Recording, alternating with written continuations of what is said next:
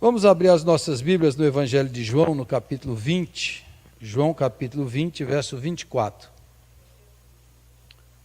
João, capítulo 20, verso 24.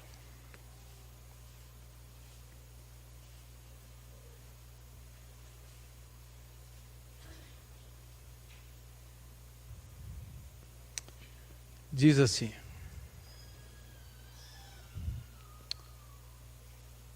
João 20, verso 24. Ora, Tomé, um dos 12, chamado Dídimo, não estava com eles quando veio Jesus.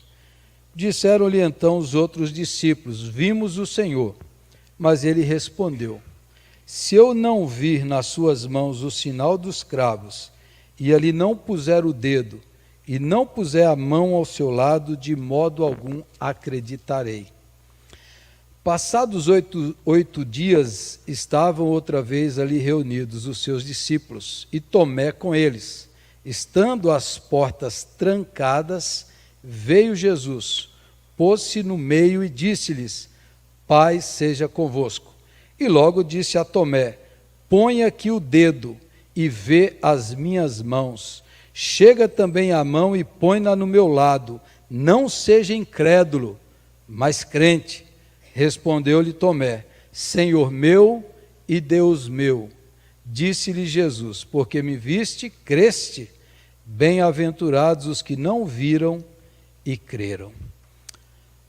Senhor, que nós estejamos atentos, concentrados na Tua palavra, no Espírito Santo de Deus, naquilo que Ele quer nos falar e nos ensinar nessa noite. Tira toda distração, toda agitação, toda perturbação mental, emocional e espiritual.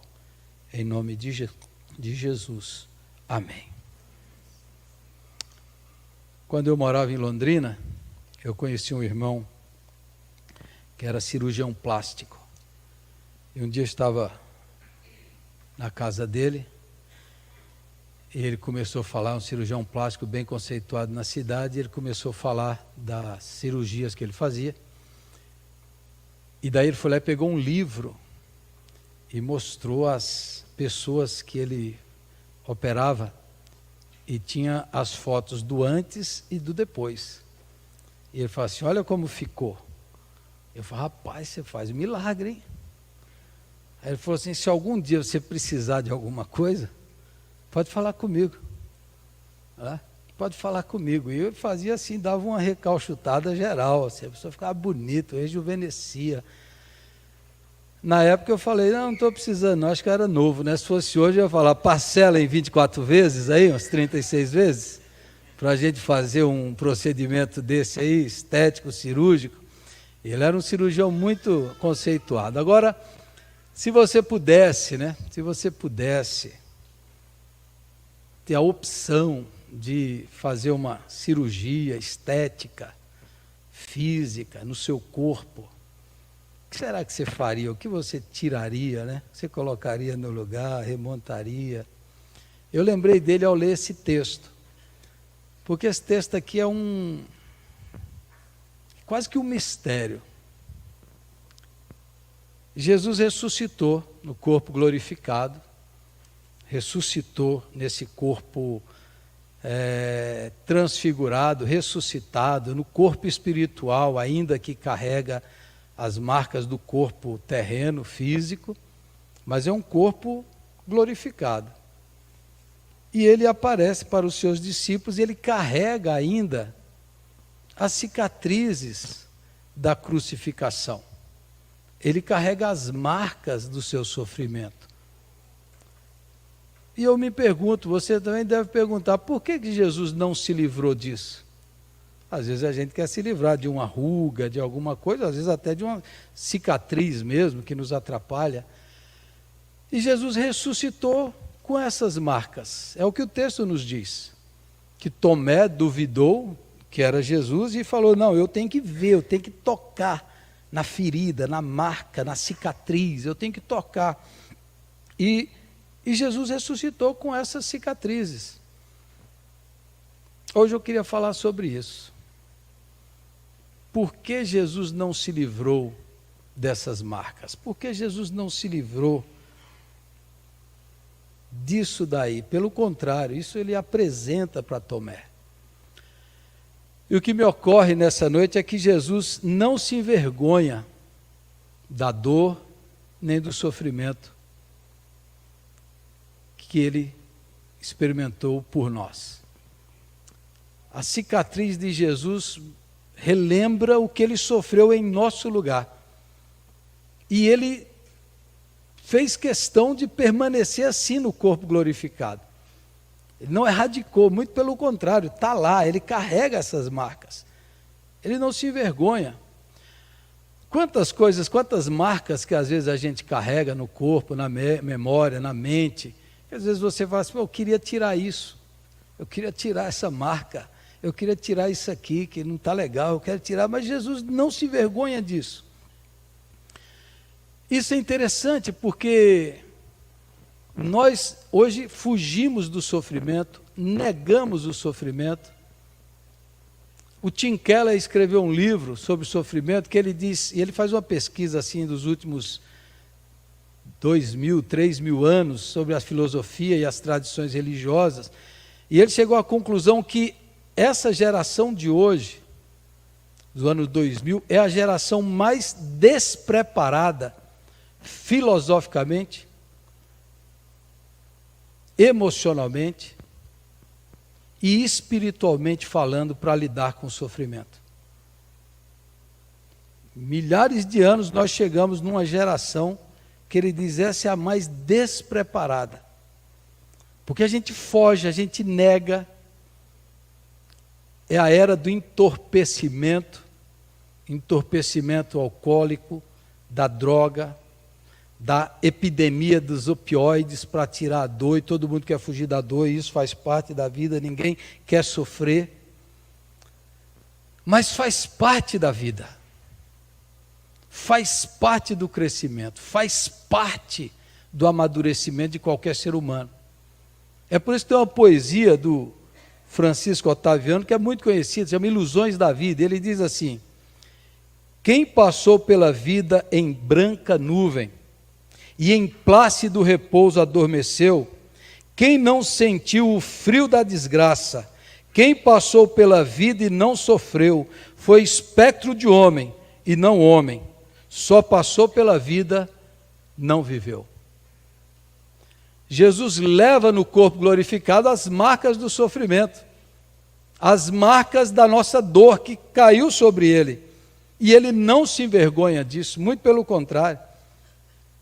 Isso faz parte da salvação, da redenção, do seu amor, da sua graça, da sua misericórdia, e ele leva sobre ele. Você já parou para pensar que as dores que você viveu, os sofrimentos que você experimentou, está experimentando hoje, tem um propósito? Você já olhou para a sua história, para a sua vida e viu nisso? Porque Deus não desperdiça sofrimento. Deus não dá um sofrimento lá para você sofrer banalmente, dizer assim, toma aí para você. E Jesus sabe que essa cicatriz é o grande amor dele por nós. E o Tomé também sabe que ele sofreu tudo aquilo em nosso lugar para pagar o preço da nossa salvação, para levar a nossa culpa, a nossa condenação, o nosso castigo, para abrir as portas do céu. Jesus sabe disso. E agora ele ressuscita e diz, está aqui no meu corpo. Eu não me envergonho disso. Eu não me envergonho de carregar isso daqui. Você se envergonha das suas rugas, às vezes de alguma cirurgia, de alguma marca, de algum sofrimento? Você gostaria de tapar, esconder da sua vida? Você gostaria de tirar da sua vida? Jesus não faz isso. É como a história daquele menino que foi nadar no lago perto da sua casa e tinha um jacaré. E a sua mãe da varanda viu o menino lá e viu o jacaré vindo, e ela saiu correndo para salvá-lo. E quando ele já estava chegando perto dela e estendeu a mão, ela segurou e o jacaré abocanhou seus pés. E a mãe puxava aqui e o jacaré puxava de lá. E a mãe puxava forte para salvá-lo, arranhou os braços do menino, mas conseguiu salvá-lo. No hospital, em tratamento, para tratar os pés, a mordida do jacaré, estão conversando, entrevistando o menino, e falou, e essas marcas? Foi o jacaré, ele falou, mas eu tenho outras marcas, o menino diz. Vejam as marcas no meu braço. Tem as marcas da unha da sua mãe, que sangrou o seu braço. Ele falou, essas marcas são as marcas do amor da minha mãe, que não desistiu de mim. Aquilo se torna motivo de orgulho, expressão de gratidão. Aquela marca feia no braço dele, é a expressão do amor da minha mãe que não desistiu de mim. Para Jesus é isso. A cicatriz é como um troféu. É como um troféu de amor e de graça em nosso lugar, para nos salvar, para salvar você. Não desistir de você. Segundo, irmãos, por que Jesus ressuscita com essas marcas? Porque as dores, feridas, cicatrizes que nós temos, que nós carregamos na nossa história e na nossa alma, ela cria conexões com outros que sofrem do mesmo jeito. Ela cria empatia. Quem já sofreu, quem já passou por isso, quem já sentiu, consegue sentir a dor do outro.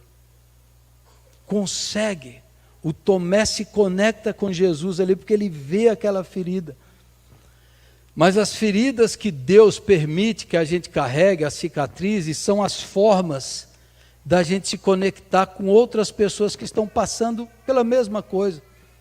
É a maneira da gente criar e sentir a dor do outro, empatia, patos do, sentir a dor do outro, a ferida do outro, faz com que o outro se abra e faz com que você se identifique. Jesus quer que a gente se identifique com Ele, as nossas feridas sejam as feridas dele sejam as nossas. Na mitologia grega, tem o mito de Quiron, que é uma espécie de arquétipo e patrono aí dos terapeutas, também tem a ver com a medicina. Ele é filho do deus Cronos na mitologia grega, ele é um centauro.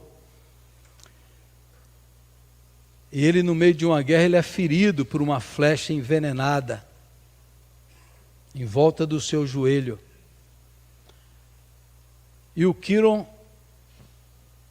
vai tentar a vida toda se curar dessa ferida. E ele sente dor, uma dor enorme. Ele vai atrás de curas, de maneiras de ser curado. E essa flecha envenenada faz com que ele também seja imortal. Ele busca, só que ele nunca acha a cura para essa ferida. Mas na busca por encontrar soluções, ele aprende também a arte e a maneira de curar os outros feridos. Por isso que ele se torna aí o mito do curador ferido, do médico, do terapeuta, que ajuda o outro, mas também tem a sua ferida. E esse arquétipo aí da mitologia grega mostra assim, se eu fui ferido de alguma maneira, se eu fui machucado de alguma maneira, Deus vai usar isso para curar outros. Deus vai usar essa marca, essa cicatriz, para abençoar outros, para ajudar outros. Essa é a ideia, e a ferida de Cristo mostra isso para nós. Deus não deixa que você passe pelo que você passou para não servir para nada. Pelo contrário, é olhar para a nossa história e ver como é que eu posso sentir, como é que eu posso ajudar, como é que eu posso ser sensível e solidário com quem está passando, ou passa, ou vive com esse mesmo problema que eu estou vivendo nessa hora. Todos nós aqui já ouvimos falar dos Alcoólicos Anônimos. O fundador dos Alcoólicos Anônimos foi um alcoólatra, né? um adicto, como diz hoje, Bill Wilson. Bebeu desde cedo. E foi acabando com a vida dele, destruindo a vida dele. Até que ele se internou numa clínica aos 39 anos. E ali na clínica ele teve uma experiência com Deus. Teve uma experiência com Deus. E Deus se manifestou a ele, ele se converteu, se entregou a vida dele a Jesus. E a partir dali nunca mais tomou um gole. E daí ele começou os Alcoólicos Anônimos. E começou o processo, essa organização que já ajudou milhões de pessoas hoje no mundo. E uma das filosofias, uma das coisas que ele aprendeu, é interessante, se você ler o livro O Poder do Hábito, você vai ver lá uma análise, né, dos Alcoólicos Anônimos, uma análise do Bill Wilson, vai analisar como os cientistas pesquisaram os métodos do Bill Wilson, para ver por que os métodos deles são tão eficazes na recuperação de alcoólatras, sendo que não tem nenhuma base científica. E aí os cientistas pesquisaram, e é só agora em 2015, 2016, que eles chegaram a algumas conclusões. E lá no livro O Poder do Hábito fala disso. Mas aí o Bill Wilson descobriu intuitivamente, espiritualmente, que para que ele pudesse se manter sóbrio, para que ele pudesse resistir à tentação da bebida, ele precisava ajudar outro alcoólatra. Chega num dia na vida dele assim que ele está louco para beber. E ele fala assim, eu preciso ir atrás de alguém que está passando pela mesma coisa para eu ajudá-lo. Porque quando eu o ajudo, eu sou ajudado. Quando eu estou com ele, eu consigo me manter limpo e sóbrio. E o Bill Wilson se manteve durante 36 anos, ele nunca mais bebeu e ajudou milhões de pessoas no mundo. Ele continua ajudando, o AA continua ajudando aí milhões de pessoas. Descobriu isso, a empatia.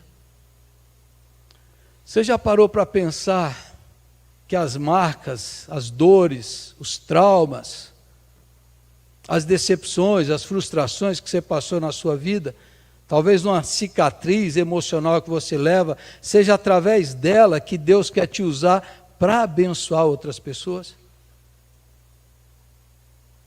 Quem é que pode ajudar uma pessoa que está enfrentando um divórcio doloroso, se não alguém que já enfrentou um divórcio doloroso?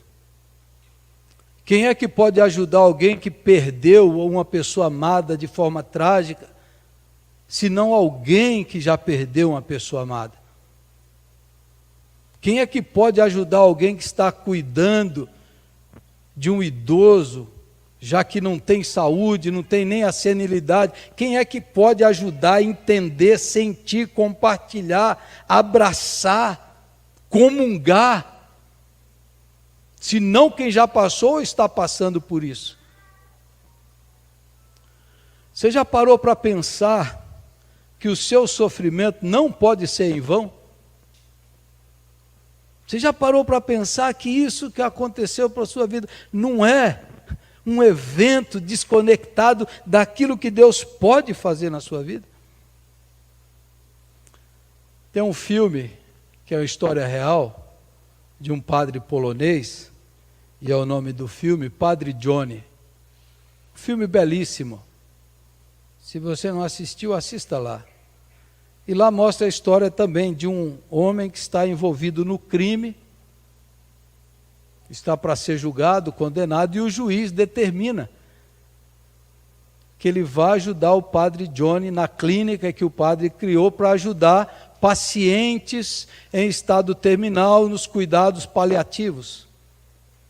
E esse criminoso conhece o padre, que é um homem de Deus, mas ele conhece o sofrimento daquelas pessoas. E ao lidar com isso, a vida dele começa a mudar. Os valores dele começam a mudar. As atitudes em relação à vida começam a mudar. Quando ele se dá ao outro, ele começa a ser tratado e curado da sua revolta, das suas mágoas, do seu ódio. Quando ele faz isso, ele começa a ser curado. Você já parou para pensar nessa noite, nisso que eu estou lhe falando? Eu estou numa semana cheia de reuniões aqui, de planejamentos, de ministérios, de atividades para a igreja, de organização, de planejamento. E como a gente precisa de ministérios de ajuda, de socorro, de consolação, de visitação, de acolhimento da dor do outro. Como nós precisamos, como a gente sofrendo hoje, dentro e fora da igreja, e quanta sabedoria, quanta graça, quanta maturidade, quanta superação, quanta resiliência, Deus já deu para tantos de nós aqui, que você poderia começar um ministério, começar um grupo, começar algo, para partilhar, para ajudar, para não ficar só com você, para consolar as dores, para derramar bálsamo na ferida dos outros, para trazer cura e cicatrizar. Quanta gente!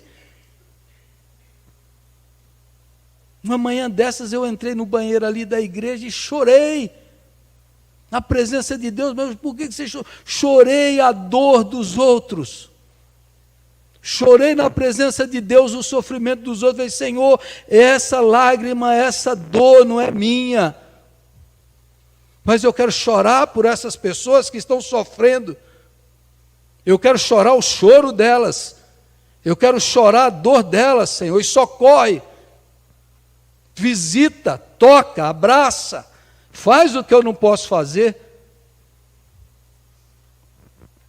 Será que as coisas que você passou na sua vida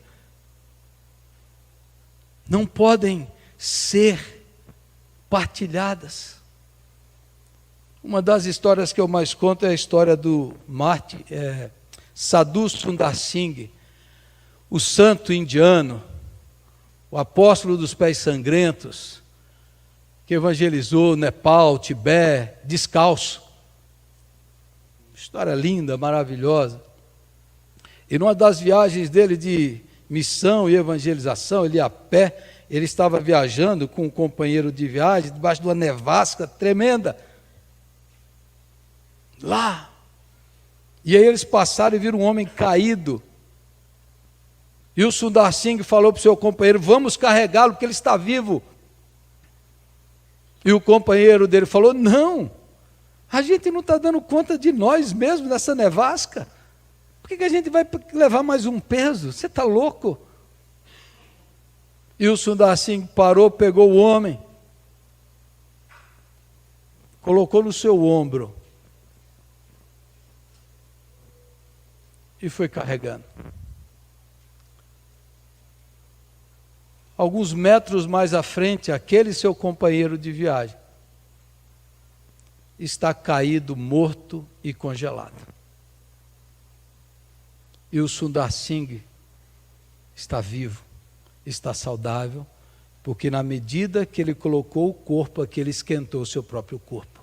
Na medida que ele fez força, o sangue esquentou o seu corpo e impediu que ele fosse congelado. À medida que ele salvava aquele homem, ele foi salvo. Quando a gente se isola, só pensa em nós mesmos, eu vou cuidar da minha vida, cuidado que você pode morrer sozinho, congelado pela frieza. Dante Alighieri, lá na Divina Comédia, que faz uma viagem até o inferno, o Dante diz que o centro do inferno não é fogo. Isso é literatura, viu? Não está na Bíblia. Ele diz que o centro do inferno não é fogo. O centro do inferno é gelo, é gelado. Porque a solidão e o isolamento é gelado. Faz sentido. Faz sentido. Você já parou para pensar na sua história de vida, nas suas cicatrizes, nas suas dores, que Deus quer que você compartilhe? Você fala assim, mas eu ainda estou ferido. Pois é o curador ferido. É o curador ferido.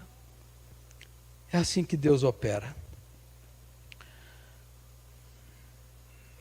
Terceiro e último, Jesus volta com as cicatrizes porque Jesus sabe que as marcas das feridas continuam curando, curando e curando.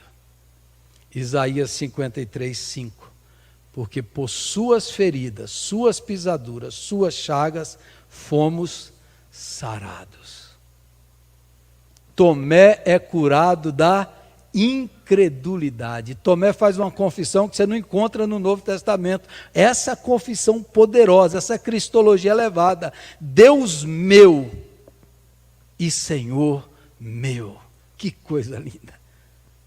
As feridas de Cristo foram mantidas lá para curar a incredulidade, para continuar curando o pecado, o egoísmo, o individualismo, a insensibilidade. As feridas de Cristo nos curam, nos saram, nos perdoam, nos renovam, nos dão um novo recomeço. As feridas de Cristo fazem isso em nós. Elas continuam nos curando, nos sarando, nos renovando, dando novos valores, novas emoções, novas perspectivas. As feridas de Cristo nos saram. As chagas de Cristo é para sarar as tuas feridas. E na minha pregação, a série de estudos sobre a união mística, tudo que é de Cristo é nosso, e tudo que é nosso é de Cristo. Um dia andando eu tive um pensamento que eu nunca tinha tido. E nesse pensamento veio as minhas dores, os meus sofrimentos. A minha dor, o meu sofrimento. Tudo que é de Cristo é meu e tudo que é meu é de Cristo, com exceção do pecado. Cristo sente a minha dor. Cristo sente a minha dor. Porque tudo que é meu é dele. E aí eu ouvi uma história contada pelo Ronaldo Lidório de uma missionária chamada Ellen Roosevelt. Se tiver a imagem aí, eu mandei a imagem agora para eles lá que eu lembrei, só a imagem da missionária.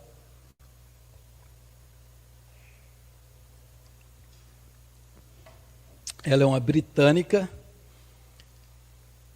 que consagrou a vida dela a Jesus e foi servir a Deus no Congo. Ela estudou medicina na Universidade de Cambridge, então era uma médica, fez doutorado em medicina. E ela foi para o Congo, na África, sozinha, solteira e branca, com 20 e poucos anos.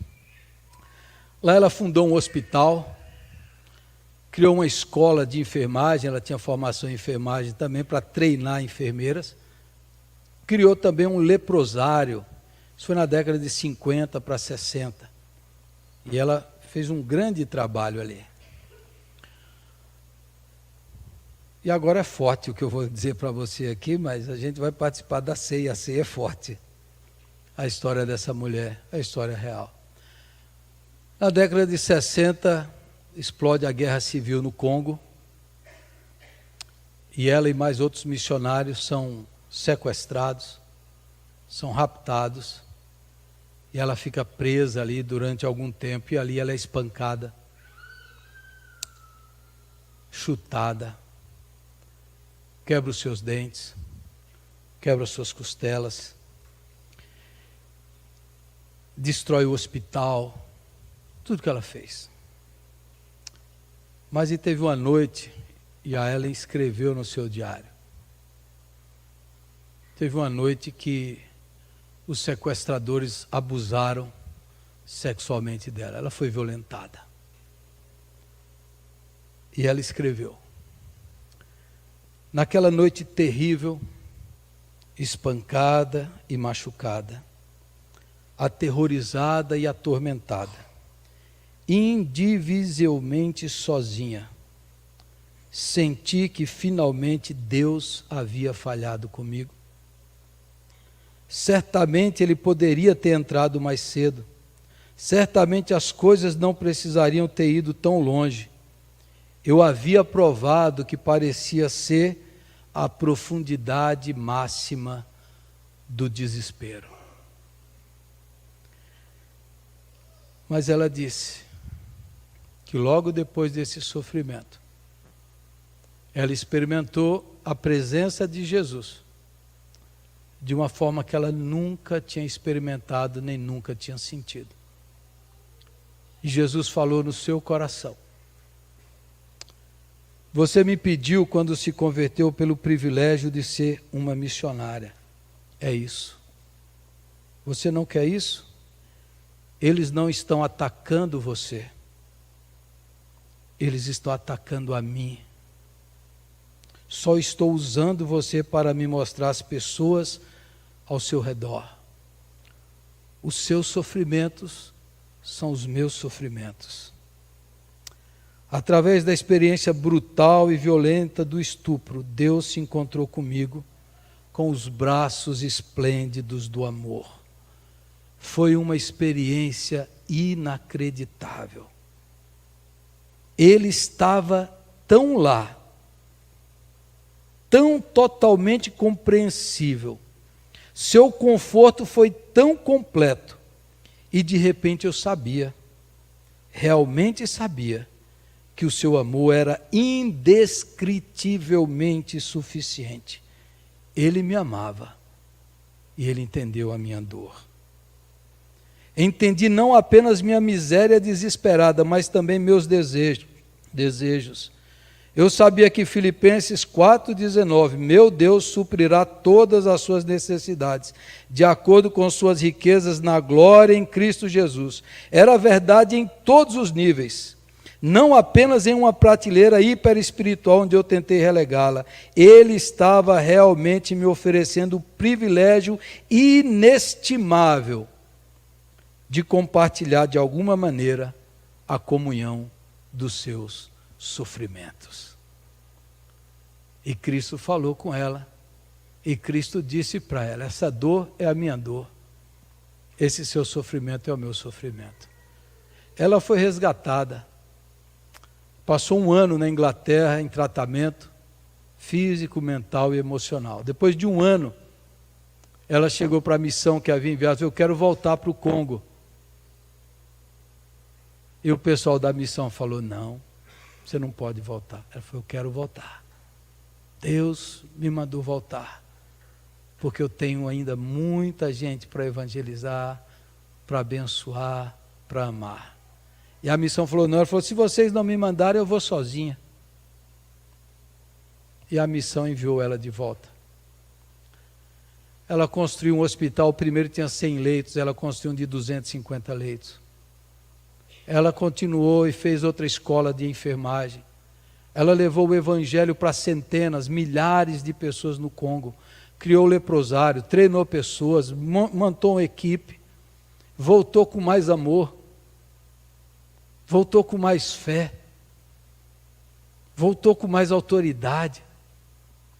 Ela morreu em 2016 com 91 anos.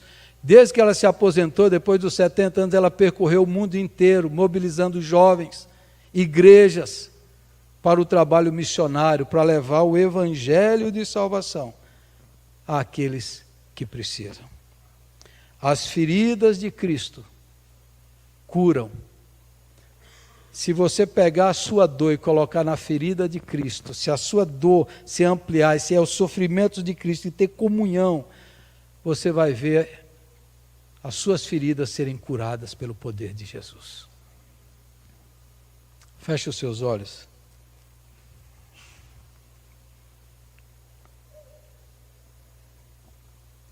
Qual a dor emocional que você carrega hoje? Essa mulher sofreu e não se quebrou. Não duvidou, não desistiu. Resiliência, saúde. Porque o sofrimento dela foi colocado junto com o sofrimento de Cristo. A dor e a ferida dela se ligou à ferida de Cristo que sara. Você tem revolta, você tem mágoa, você tem trauma, fizeram mal para você. Leve a sua dor até as chagas de Jesus nessa noite. Sinta, Entregue, confie. Eu quero orar por você, onde você está, fique em pé.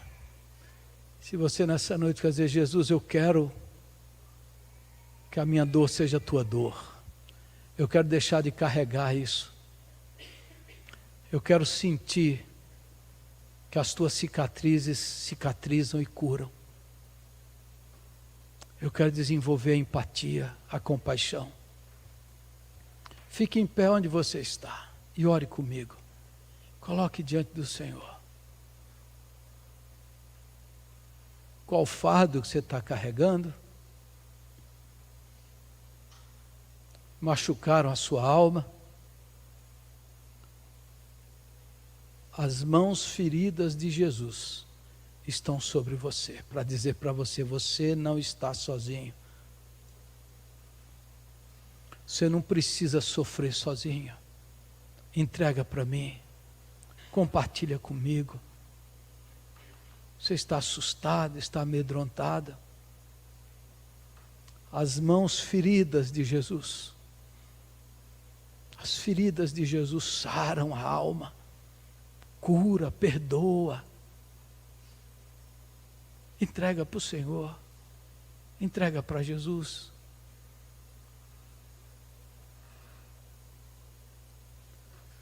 Jesus bendito, Jesus amado. Que as tuas mãos feridas, marcadas, seja posta sobre a cabeça e o coração de cada irmão e irmã aqui nessa noite. Que eles sintam a mão ferida de Jesus. E que através das tuas feridas haja cura, haja restauração, haja libertação.